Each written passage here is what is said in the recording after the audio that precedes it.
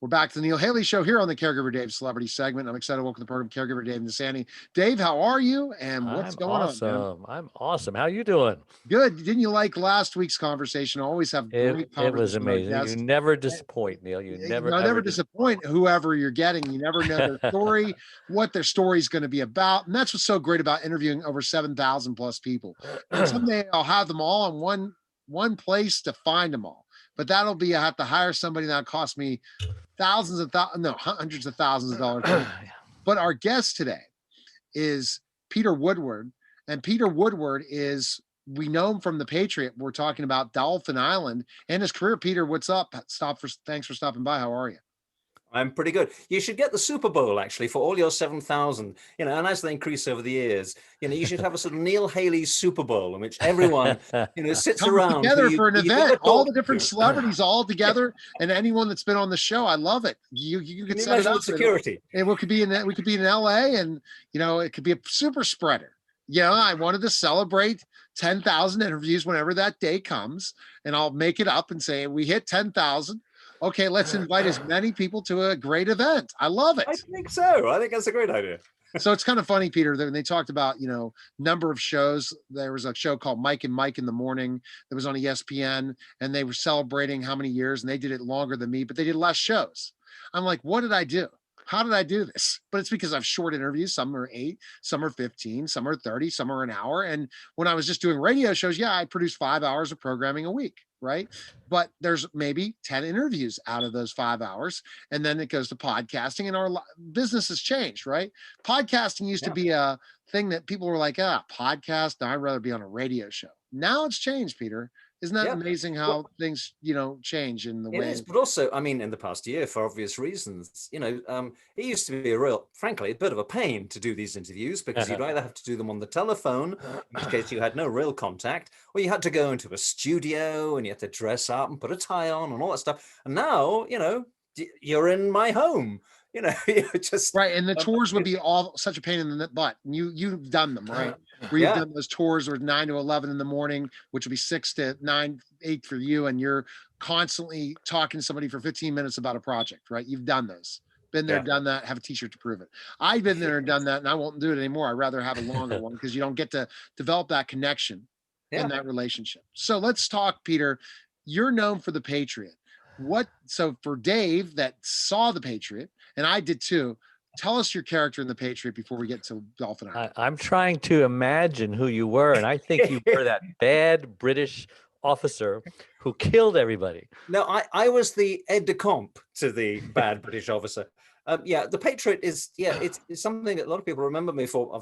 I've done a lot of other stuff, but that does. You had hair, right, at the time? Yeah, yes, I did. Well, it was a wig, in those days, everybody wears wigs. We bald folk didn't have to worry because everyone wore wigs anyway, from George Washington down. Right. So everyone had hair, so that was all right then.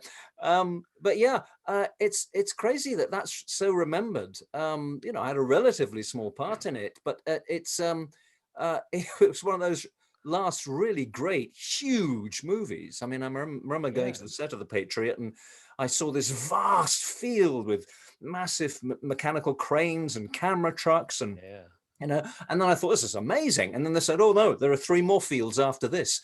What was it like working with Mel? He was great. Or Mel. He was great. He was a really nice guy and very friendly and, not starry at all. My father was a well-known actor, so I'm used to being around stars and working with them. Yeah, and you guys are real actors, like Sir Richard Burton, the Royal Academy of Dramatic Art, Royal Shakespeare Company. Wow. Shall we? All that stuff. Yeah, I've done all royalty. that stuff. But it's also that, because of that, I don't have any time for anyone who's remotely starry. I just walk away. But Mel was a really nice guy, and a very, very talented too, a very fine actor. And I think because of the difficulties that he's had over the past few years, which I know he's been trying to solve, but because of those difficulties, we tend to forget what a really good actor he is. That's my opinion anyway. Yeah. That's true. Yeah. So Peter, I could just kind of answer that question. You said it was a small role. What was the role in The Patriot? Oh, well, I was the assistant to the really bad guy, or one of the really bad guys, He in did there. his dirty And work. General O'Hara was my name. Yeah. But yeah, and it was one of my earlier jobs when I came to Los Angeles. I came here about 20 years ago, and it was one of my earlier jobs. And I've done a lot of TV and stuff since then. And And you're a I'm also a cataloger. writer, so I mainly write now. That's mainly what I'm up to at the moment. Do you see that cat in the background? I do see Sure that can. cat. That's cool. That's a great thing. If Dave wants to bring up cat, I'm not going to go cat. I'm going to go real quick. One more question, Peter. What would you think your fans see you best known for? You have a good laundry list of different major Yeah. shows you were on. What would Probably you- a bunch of those science fiction shows that I did, Crusade and Babylon 5, the movies of Babylon wow. 5 and Charmed. I was the source of all evil in Charmed, I'll have you know. Oh. And not many people can say they're the source of all evil, but I can. That's, yeah, that was the You've old got, Charmed. you've got that look, yeah. Yes, yeah. Well, we all have that look, don't we? You know, I mean, when you've got this up there, the thing is that everyone tends to cast you as a baddie, which is why doing this movie Dolphin Island was so great, because for once I was a good guy. Yeah, yeah, you were a good guy and a very good Yeah. guy. So tell us about the character and the premise of it. Yeah. Well, yeah, I mean, Dolphin Island is one of those rare things nowadays, which is a family movie, really designed for everyone to watch and enjoy. And it's about a young girl who's orphaned, and she goes to live with her grandfather in the Bahamas.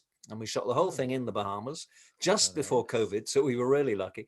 And it was really the most beautiful locations in the Bahamas, fantastic place. But of course, I wasn't the star, and the girl playing my granddaughter wasn't the star. The star was a dolphin. Okay, there's these dolphins. You can't beat Dolphin, right? You'll never get the autographs that Dolphin will get, right? Yeah, I mean, the dolphins were the most amazing actors. I mean, they're extremely well trained. And we went to a facility where they are completely open to go out into the ocean if they want. They're not trapped or penned in any way, because we didn't want any of that. So they worked voluntarily. They work voluntarily. Well, they work for fish. I mean, kind of like me. We'll work for fish too. Give me a good fish, I'll do you a movie. And I bet you have a new appreciation for dolphins. I do. They are the most very extraordinary smart creatures. I mean, obviously they're mammals like us, and you tend to forget that. You get into their element, which is the water, and you tend to think, well, this is obviously the cat again. Obviously, this is the dolphin world, but it's also a mammal world, and these dolphins, they look at you. They look straight at you. And that they're thinking about you and who you are, and whether you're going to be okay, and whether you're going to hurt them, or whether you're going to play with them, and whether you're going to give them fish, most important. And they were amazing. And of course, their trainers, the Bahamian trainers, were just extraordinary with them. I mean, we asked them some pretty difficult things. Do you think we could get a dolphin to pick up a discarded piece of trash on its nose? And they said, well, we've never done that before, but let's try it. So we had this character throwing some trash into the water, which of course he shouldn't do. And the dolphin came up underneath the trash, lifted it up, and gave it back to us. It was just extraordinary. Never done that before. So, I mean, if anyone ever thinks, that the mammals that are in the water, the whales and the dolphins, and, anyone ever thinks that they are so far away from us that it doesn't matter what happens to them, well, you look a dolphin in the eye and you'll change your mind.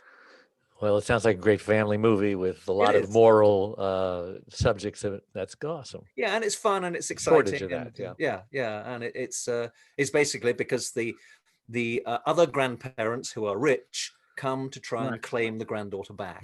And, I'm a great grandfather, so my job is cut out for me. So are you drawn now to family films? Well, yeah, I am. I've always enjoyed things that I don't like. You've got kids of your own? I do. I have one, but he's 26, so he's on his own now. But grandkids on the way. Yeah, well, maybe.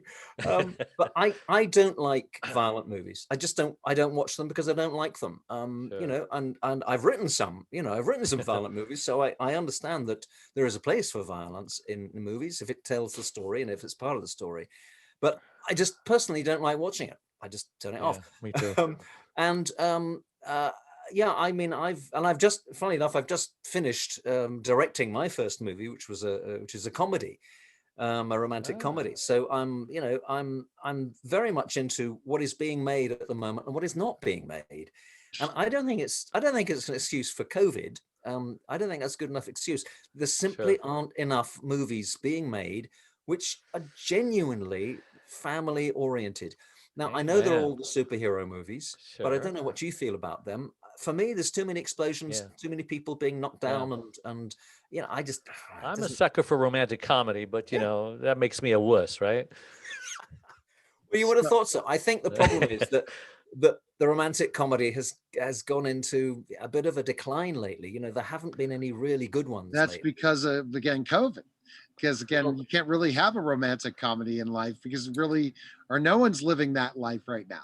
So I think people have given up on romance, you know, because they can't find that relationship, and they're in a bad marriage, and you know, they're constantly breaking up with their boyfriend, girlfriend, and, let's hope a lot of them have given up. Dave. Let's keep the positivity. So let's move on. So Peter, the movie, what would you say your fondest moments of being in this movie? Like working with the cast, kind of give us that update. Yeah. Yeah, I mean, there were a couple of great moments. It was working with the Bahamian locals, some of whom were actors and good ones, and some of whom had very limited acting experience. But they were really, you know, open to it, and that was very enjoyable. I just liked working in the Bahamas. It was such fun. But yeah, no question. I mean, working with those dolphins in the water, it's just an extraordinary experience. You're so aware that they are looking after you. In fact, one of the trainers told me that there was when they went out into the ocean once, there was a wild dolphin, and occasionally a dolphin will take against you and butt you and not like you, you know. And there was this wild dolphin which was circling the trainer, and the other dolphins actually gathered around him and they swam with him back to the boat, and they kept the other dolphin away. Wow. And you think that's extraordinary, because that means that they actually not only could see what was happening, but had decided that they were going to intervene. They're very intelligent. And decided that they wanted to intervene, you know, that they didn't want this person, this human, to be hurt. You know, and I mean, you get the feeling, I mean, if ever you get a chance to go down to Florida, go wherever, if you ever get a chance to swim with dolphins, it is the most extraordinary feeling that you have with these creatures. And that's what I think everyone in the cast, you know, they used to do that at Marineland down in, and then you know, the conservatives shut them down. So yeah, well, I think it's very important for all mammals, whales, dolphins, whatever they are, to be in a facility which allows them total access to the ocean if they want to go. You know, that's my feeling. If they want to swim away, you know, then they should be allowed to. I don't believe in penning up dolphins unless there's a specific purpose, you know, if they're sick or they're unhealthy or something. But otherwise, they should be free. Yeah. Was this your first experience working with dolphins? Yeah, totally. And, you know, and I come from England originally, as you can probably tell from my accent, and we have a lot of dolphins and porpoises all around the coast, but it's too damned cold to get in the water most of the time. So you don't really want to go near them. Welcome to LA. Yeah. So can you tell us the plot of the movie without spoiling it for those who haven't seen it? Yeah, yes, it's really pretty straightforward. A grandfather looks after his granddaughter, and they go fishing, and they live a fairly basic existence. She goes to school, a local Bahamian school, and she meets a young Bahamian boy who, you know, they are attracted to each other. And the boy's mother is also attracted to the grandfather. So you know, they start to get along.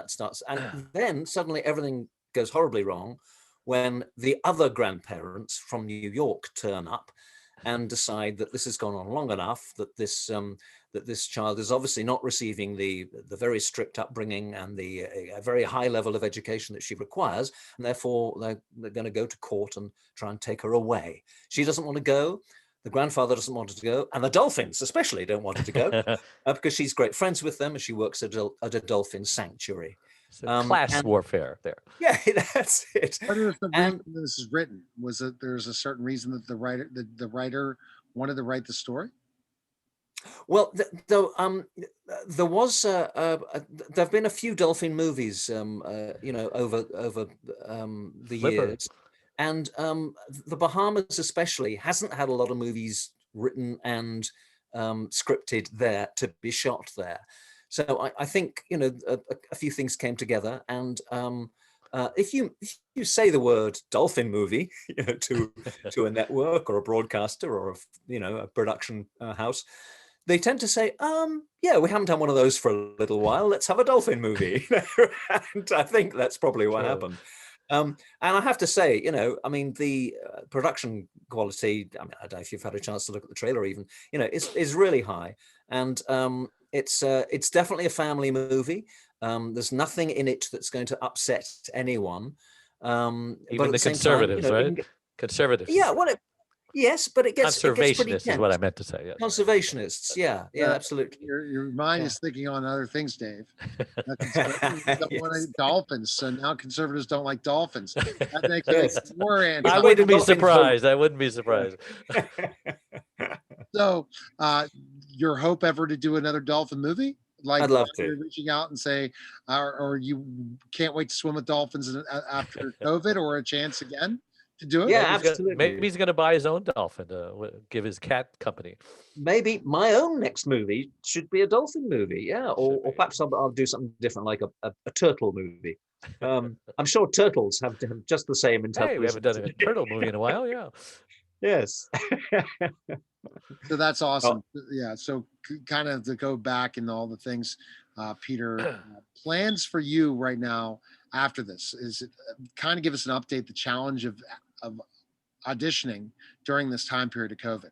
Give us an update. Where's it going? Yeah. Well, I'm very lucky because I'm a writer as well. I actually spent the first 6 months of COVID writing a TV series, which is going to be shooting in Ireland in May, April, May. It's called The Free State.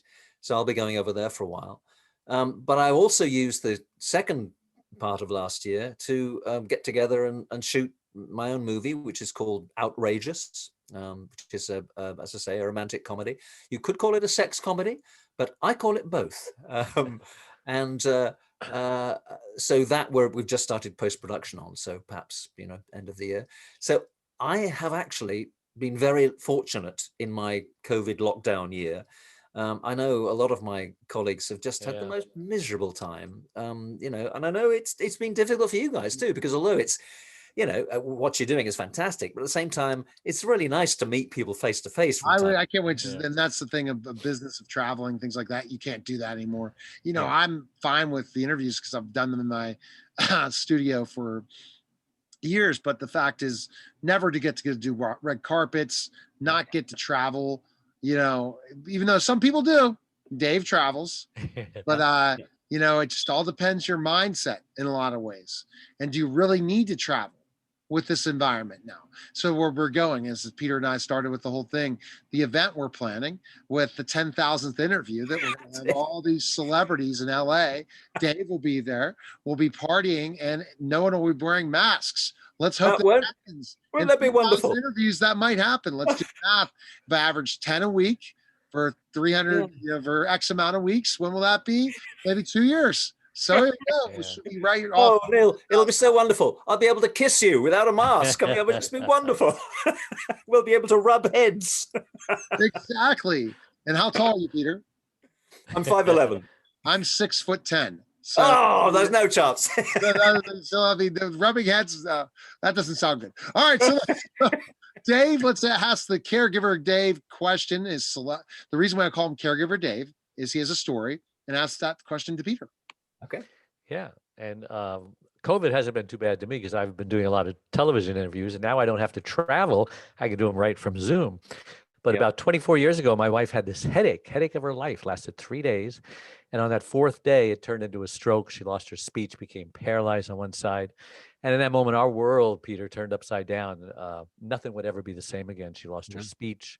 She can still communicate, but she can't speak right now. And she's still paralyzed on one side. And we travel all around the world now, just sharing our message to caregivers, because I discovered there are so many other caregivers who are suffering and feeling lost and alone. And we struggled for a couple of years. And I didn't want him to suffer anymore. I didn't want him to give up like I almost gave up. And so I'm Dave, the caregiver's caregiver. And so I'm writing my 4th book now. And the bottom line is, I believe that if anyone is either going to become a caregiver or need a caregiver, it's this caregiver tsunami coming. Baby boomers are getting older, your parents, your grandparents. How has caregiving touched your life? Or has it? You know, it's an extraordinary thing. I've got to the age where a lot of us start losing our parents. I've lost both of mine now. Oh, And so sorry. yeah, well, yes, but it's the thing is, it almost makes you feel guilty because both of them died fairly quickly and relatively easily. My mother, bless her heart, just got up in the morning and fell over, and that was it. That's how I want to go. Yeah, yeah, well, yes. I mean, you know, there was no warning at all. So I have not been in the position which so many millions of people of my age, particularly, and much younger, of course, have been in, of the lingering death of someone who you really love. You cannot abandon them. You have to abandon your own life in order to give them the last, you know, year or two of their lives. And it's just the most extraordinary sacrifice that millions of people all over the world are making. And it's especially now in COVID times, of course, it's extremely difficult because, quite frankly, you have to risk your own life to save your loved ones, you know, and if you're allowed to, you know, it is the most extraordinary thing. And it's definitely not, there's not enough attention given to the caregiver and their roles. It's very often women, but not always, such as in your case. And if you have to ask yourself the question as a caregiver, you know, why has this happened to me and not to anyone else? And I think the answer is, well, it has happened to vast numbers of people. People like me, you could say I was lucky in that my parents both had a peaceful, quick passing, and I didn't have years and years and years of looking after them. But you know, it's when I think about my own death, as we all should regularly, you know, we should think about that. When I think about that and approaching it, you know, of course, I hope it happens swiftly and easily.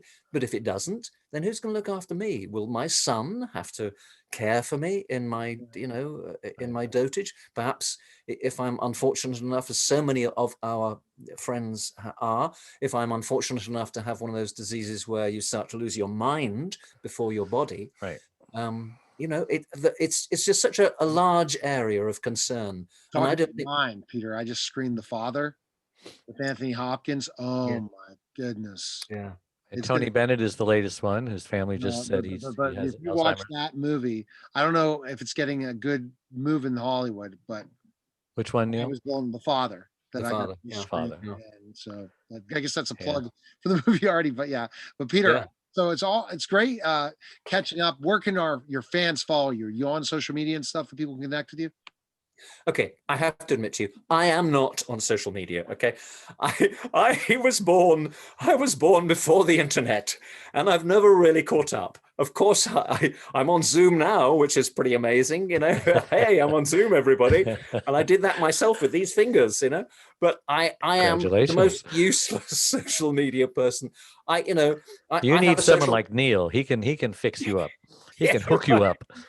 Take care of it. Social media presence of 0, I'm afraid. So no. A fan actually opened a Facebook thing for me, and I've never been on it, and I've never been able to shut it down.